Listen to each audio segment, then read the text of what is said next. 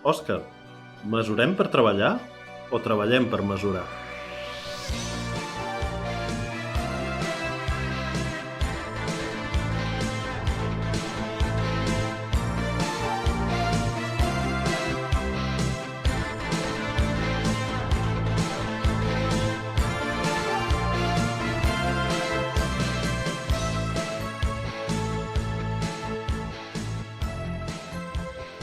Hola, David. Idealment hauríem de mesurar per treballar.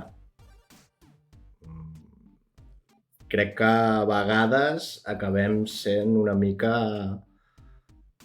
esclaus d'aquestes mesures o d'aquestes mètriques que posem o que intentem seguir i acabem fent feina o adaptant els processos per satisfer aquestes mètriques. O sigui, la pregunta que em faig és quin valor ens afegeixen les mètriques, no? Quin és l'objectiu, de quina manera o quin és el sentit, no? De tenir mètriques, per què les fem servir? Idealment per validar aquelles coses que volem dur a terme, amb la qual hem de tenir una mica en compte tipus de mètriques, mètriques quantitatives, qualitatives. Tema ampli, avui? Avui és un tema profund. Per intentar introduir una mica o veure què ens porta a aquesta situació d'esclavitud vers la mètrica, que estic completament d'acord, és un problema real. Pensem una mica com podem mitigar o quina cosa s'ha de fer quan dissenyem una mètrica o quan identifiquem una mètrica per evitar caure en aquest parany. O no és ben bé en la fase d'establiment de la mètrica on el problema rau. Què en penses? Sí, penso que la mètrica o la fase d'establiment de la mètrica ve després d'entendre bé el problema, no? Entendre bé què és el que volem validar i com poder mesurar-ho per adonar-nos de manera ràpida que potser la hipòtesi és bona o no, i després quin tipus de mètrica, no? Hi ha molt... O sigui, és el que dèiem, és un tema molt ampli, no? Anem a coses quantificables. Nombre d'usuaris d'una aplicació, tràfic, coses que sí que podem obtenir números reals en els quals podem dir, vale, estem prenent una sèrie de decisions perquè mesurem que el nostre tràfic, el nostre número d'usuaris és tal. Mètriques que, per exemple, no crec que siguin tan objectives o que tinguin que puguin estar tan acotades, línies de còdic i com les fem servir, com les relacionem amb productivitat. Línies de còdic afegides, doncs, intentem mesurar o intentem determinar productivitat d'equips en base a això. La meva opinió, això és més erroni que beneficiós. Sí. Aquest últim cas estic molt convençut que ens hem fet molt mal a la nostra disciplina per intentar utilitzar, gairebé diria, mètriques volumètriques per intentar quantificar coses com la productivitat, perquè crec que això indica no entendre massa bé com es fa software, com s'escriu software, què és important, quines propietats són importants en el software. I certament el volum o la mida d'una contribució poques vegades té una correlació directa amb la qualitat de la solució que estem posant en marxa.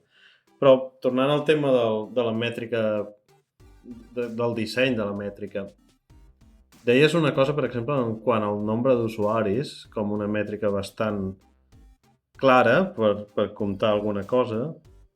Hi ha una part qualitativa d'aquestes mètriques que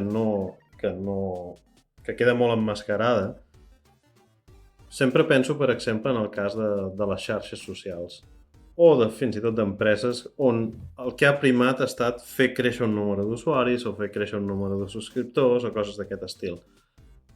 En aquestes empreses, per exemple, imaginem la situació que Twitter dissenya una mètrica on decideix que una manera de mesurar com d'actius estan els seus usuaris és comptar el nombre de retuits per usuari per dia o el nombre de retuits per tuit per dia o el que sigui. Clar, és molt perillós definir mètriques així, que certament sí que signifiquen que la gent està dedicant més hores a la plataforma, però indirectament penso que també crees una situació on hi haurà de cop i volta un equip que vulgui optimitzar les seves decisions, o vulgui prendre decisions per optimitzar aquesta mètrica i es crearan incentius bastant perversos. Per exemple, tothom sap que el contingut que genera més controvèrsia segurament serà el que farà pujar aquesta mètrica més. Llavors, una mica inconscientment, suposem que inconscientment, has creat una mètrica que pot acabar danyant moltíssim la imatge de la teva eina com a plataforma o que pot crear una situació on no sigui un espai còmode pels usuaris i fins i tot acabi danyant la reputació del teu servei. Aquest és un exemple d'una mètrica que si va cap a dalt en principi és correcta, però acabes generant uns incentius bastant perversos. Jo crec que en la fase de concepció de les mètriques s'ha d'evitar connectar directament l'èxit d'equips i de persones en un augment incondicional d'una mètrica o en un canvi incondicional d'una mètrica. Això no soluciona el problema de fons, òbviament. El problema de fons és millorar la nostra...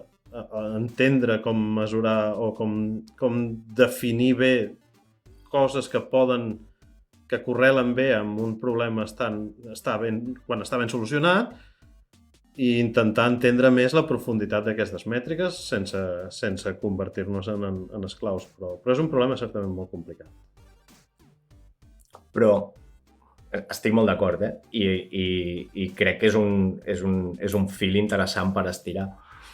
Però no creus que potser el que passa és que realment hi ha diversos tipus de mètriques, o mètriques que tenen natures diferents i objectius diferents? En aquest cas, mesurar l'èxit d'una plataforma mitjançant el nombre d'interaccions que un usuari pot tenir amb la plataforma, ja sigui nombre de retuits, ja sigui nombre de likes, en el cas de Twitter.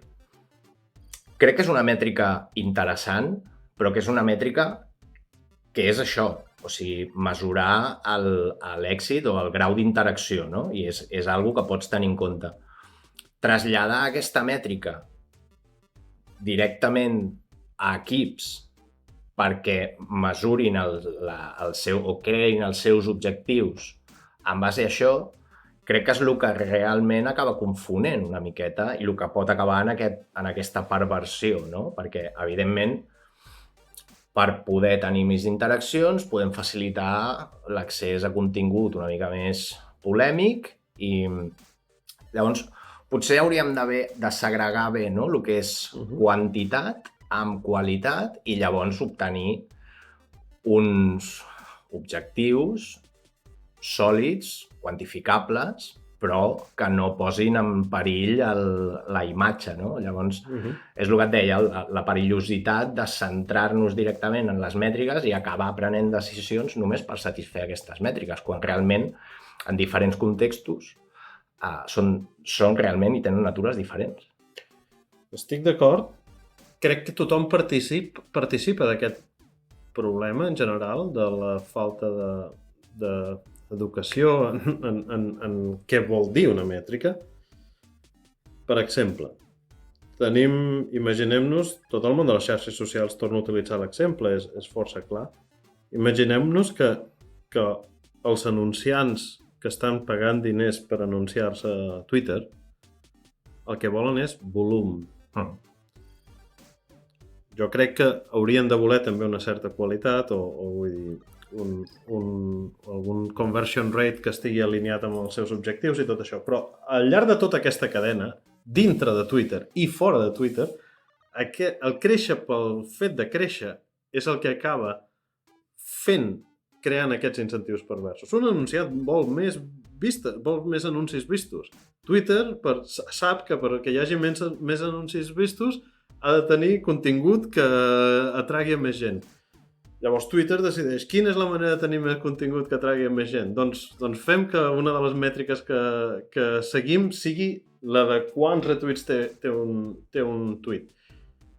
Això pot ser un accident inicialment, però realment hi ha una traducció en dòlars que entren en aquesta empresa perquè els anunciants pagaran més si allò té més visites, i aquí és on s'ha trencat tot. Ningú en tota aquesta cadena, de dintre i de fora, realment acaba pensant, val, però la qualitat també importa, val, però podria ser que això sigui un benefici molt gran econòmic en els propers mesos, però el dany irreparable de la confiança que dona aquesta plataforma ens faci mal a la llarga. Tothom optimitza pel número cru i per un termini, per un horitzó molt curt de temps, i acabes en aquesta situació on les mètriques s'acaben desvirtuant. Això combinat, òbviament, amb la falta de bones mètriques per capturar altres aspectes més qualitatius, òbviament, de les plataformes.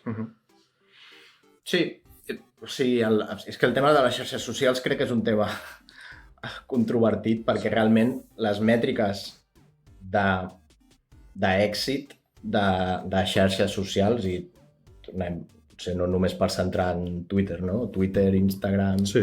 YouTube, plataformes igual que on estem nosaltres també, a veure, no ens oblidem. Vull dir, acaben mesurant èxit per una sèrie d'interaccions que al final acaben repartint-se tant en el consumidor com en el que ofereix. Sí. Saps què vull dir? O sigui, tu com a usuari de Twitter, com a usuari individual, evidentment, contra més seguidors tinguis, millor, és més exitós i pots arribar inclús a entrar en aquest programa de recompenses, monetització i tal. Però clar, això posa en perill i a vegades és una mica... I crec que s'observa ara mateix a Twitter, per dir d'alguna manera, jo tinc el feed a vegades ple de coses que ni vull seguir, ni segueixo, o que bloquejo, i que no tenen res a veure amb el que realment em pot interessar, precisament per això, no? Perquè el ràtio d'èxit de la plataforma es mesura amb el nombre d'interaccions que té, el nombre d'interaccions es trasllada a l'usuari i els usuaris acaben generant contingut o acaben bueno, vull dir, és com molt ampli, no? Com es trasllada i com s'acaba diversificant un concepte que no deixa de ser un número, i un número que té sentit en determinats contextes, ampliat pràcticament a la manera amb la que interaccionem en xarxes socials. Sí, és cert que tots en participem una mica d'aquesta inflació de les mètriques, i el tema dels seguidors és un exemple clar de tot això. Potser podríem parlar una mica de la fase de descobriment d'una mètrica. Jo tinc una teoria. Jo hi crec molt en les mètriques com a eina per validar les feines que faig, les feines que han fet els meus equips, i crec molt una mica com una manera de sentir-nos, de ser honestos cap a la nostra missió inicial com a equip, per saber que anem en la direcció correcta, o per saber fins i tot que una idea en la que hi creiem molt realment no està funcionant. Totes aquestes coses són crucials. Però tinc una observació que m'hi he trobat bastantes vegades en la meva carrera. En anglès n'hi diríem analysis paralysis, que seria com una mica la paràlisi de l'anàlisi, on moltes vegades, sobretot en idees que són així més innovadores o que no s'han intentat mai, o que s'han intentat abans i no han funcionat, quan les vols tornar a intentar, hi ha com una pressió a l'entorn per trobar la mètrica perfecta, per trobar la dada perfecta que ens dirà si això que estem fent està funcionant, o si funcionarà, o si val la pena invertir-hi. Jo crec que és una paradoxa perquè, òbviament, mesurar és la base del progrés científic i de molt progrés a la vida, però moltes vegades es creen algunes dinàmiques on per no saber trobar una mètrica que correctament expliqui allò que volem mesurar, ni tan sols arribem a intentar fer alguna cosa, només perquè no és clarament mesurable o no és clarament... no es pot descriure clarament quin impacte tindrà allò o no ho sabem fer encara perquè no tenim prou informació. Això és una cosa que a mi em preocupa força perquè crec que en nom de necessitem la mètrica perfecta, en nom d'aquesta idea, moltes vegades ens tanquem possibilitats. Jo crec que ens tanquem possibilitats o que a vegades prenem decisions incorrectes per poder obtenir aquesta mètrica perfecta. A vegades el que seteja aquesta mètrica o el que seteja aquest valor li falta el context per poder decidir si realment la mètrica té sentit. O sigui, a mi una de les coses que m'he trobat és números que s'han d'assolir en tecnologia suggerits o imposats per gent que no té un background tecnològic. Això és un problema, perquè llavors acabes esbiaixat, acabes prenent decisions només per complir la mètrica. Aquí és on crec que comença el camí aquest de l'esclavitud de les mètriques. I a mi això és un tema que em preocupa, però em molesta moltíssim. Jo crec que m'agrada fer una mica d'autocrítica en aquest aspecte. Crec que moltes vegades com a enginyers ens hem acostumat a viure i a veure una perversió en l'ús de les mètriques i en l'abús de les mètriques i les hem vist com una cosa amenaçadora o com una cosa innecessària. Una mica hem estat cínics en aquest aspecte. Jo crec que l'autocrítica és que nosaltres hauríem d'entendre més clarament que part de la nostra feina és poder explicar la nostra feina. I una manera de poder explicar la nostra feina és explicar-la amb dades. En el cap de molta gent, de molts enginyers, es fa l'equació aquesta de explicar la nostra feina vol dir que ens estan controlant.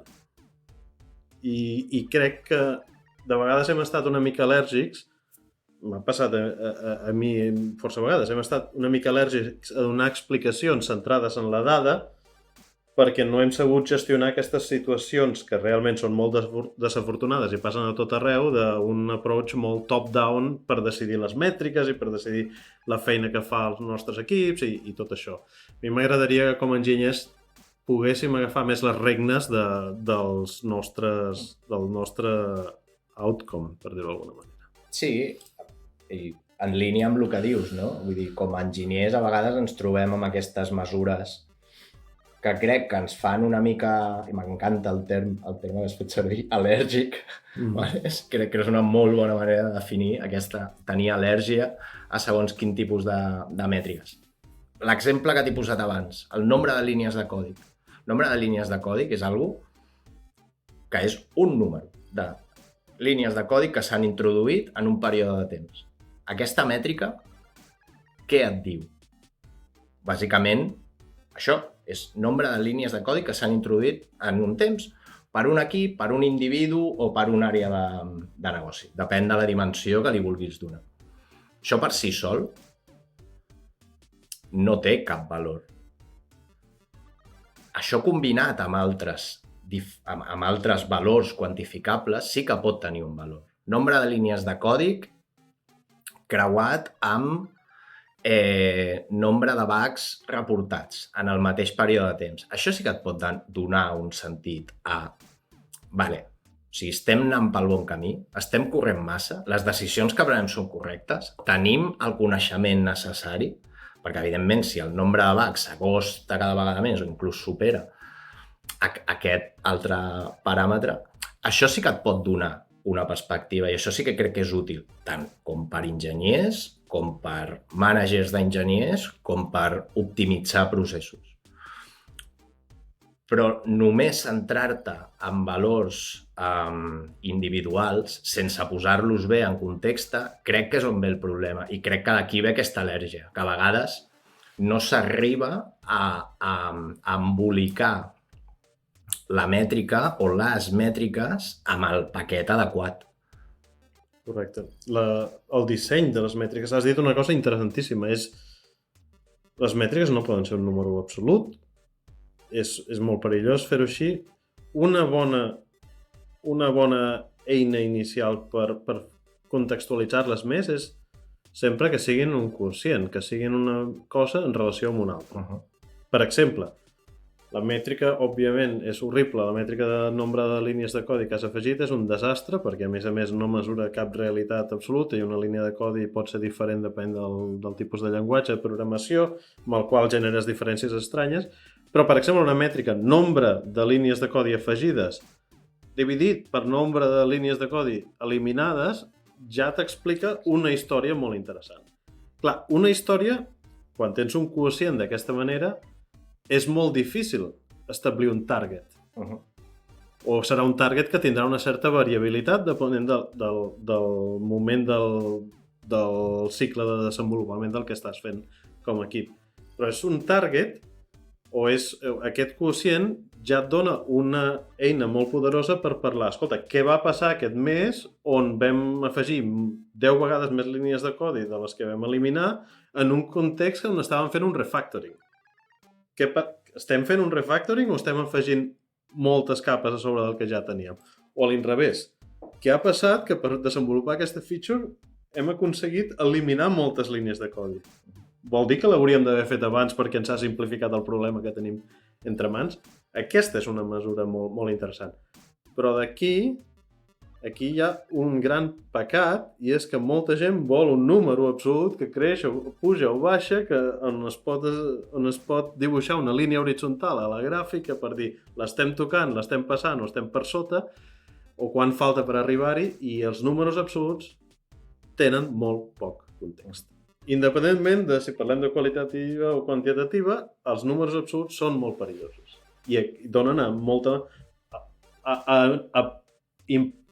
interpretacions molt pobres, per dir-ho d'alguna manera. Bueno, jo honestament crec que aquests números absoluts o la gent que fa servir aquests números absoluts li manca el context per poder fer servir aquest número absolut. Exacte. O sigui, realment són números absoluts que s'utilitzen a vegades en nivells més executius per prendre decisions. Clar, aquests números absoluts, sense el context necessari, poden promoure decisions o poden aixecar preocupacions que amb el context adequat poden ser fàcilment entenibles. O sigui, has donat exemples claríssims, no? Ostres, hem afegit moltes línies de codi, on n'hem tret moltes. Per què? Perquè estem enmig d'aquest procés de refactor, de canvi d'estratègia, Vull dir, però per això mateix crec que és important associar aquests nombres absoluts o aquestes mètriques absolutes en contextes adequats. Llavors, és el que deia, no? La natura de les mètriques. Mètriques potser molt més quantificables, el que parlàvem, no? A nivell de tràfic, a nivell de tassa d'errors, això són números. ¿Vale? I números que pots combinar, que pots obtenir feedback sobre els teus processos i tal. Associar això a coses com performance d'equips, desenvolupament individual, fer servir aquestes mètriques únicament i exclusivament o aïllades, crec que és erroni. I tant. Crec que és erroni i és perillós. El tema de la productivitat dels equips, sobretot en el context d'empreses que han estat fent retallades i han intentat entendre una mica més quina feina té valor i quina feina no té valor, aquests números són molt perillosos i la veritat és que tampoc hem tingut bones respostes com a indústria a com es mesura la productivitat d'un equip. Sí que hi ha força literatura, hi ha un llibre que es diu Accelerate que introdueix uns conceptes força interessants. Hi ha força literatura avui en dia d'altres factors o factors que informen o factors que ajuden a determinar la productivitat d'un equip. Per exemple, la satisfacció. Per exemple, el temps que trigues en recuperar-te d'una anomalia. Sí. Per exemple, no sé, els teus processos de planificació, de com es fa la feina, felicitat, altres factors una mica més humans, que moltes vegades s'han de mesurar utilitzant enquestes, per dir-ho d'alguna manera, però que donada una determinada freqüència i una determinada recurrència, acaben donant lloc a mètriques que són de bastanta qualitat. Però encara hi ha una mica a la indústria, potser ve una mica de les mentalitats antiquades, de com es mesura productivitat en fàbriques, de com es mesura productivitat en feines repetitives. Potser d'aquesta mentalitat ve aquesta obsessió que hi ha en optimitzar per números que realment no diuen res en quant a la productivitat. Potser una mica més d'empatia entre diferents funcions. Com deies tu, hi ha molta gent que busca aquestes mètriques però que no en té ni idea de com funciona realment la disciplina de l'enginyeria de software en general. Potser una mica més d'empatia i gent que entengui una mica millor què vol dir escriure software, què vol dir desenvolupar producte, ajudaria a mitigar aquesta falta de coneixements. Estic molt d'acord. O sigui, com per acabar, crec que dius una cosa molt interessant sobre el conjunt, no? El paquet, la part quantificable, els valors absoluts i el que en volem extreure. Hi ha parts que no són quantificables. O sigui, el feedback d'un equip, l'estat d'humor, com interaccionen entre ells. O sigui, el ser capaços de fer servir mètriques juntament amb aquesta interacció més humana, no? Aquestes enquestes, amb aquest grau de satisfacció, que també pot arribar a ser quantificable, però o sigui, treure un score a vegades acaba sent també una miqueta perillós, però unir mètriques de diferent natura per poder traslladar a objectius reals i a lo mateix, i el títol de l'episodi, no? A fer servir aquestes mètriques com a aliades, com a eines, vale? Que les mètriques no es converteixin en el nostre objectiu diari com a desenvolupadors, com a managers, com a qualsevol decisió que haguem de prendre. Haurem de convèncer molta gent, però no perdo l'esperança. Se'n parla molt últimament, sobretot en el context de la productivitat, i crec que finalment estem començant a entendre el valor de tenir organitzacions que estiguin informades o que prenguin decisions gràcies a les dades. Sí. Molt bé, Òscar. Moltes gràcies, David. Fins aviat.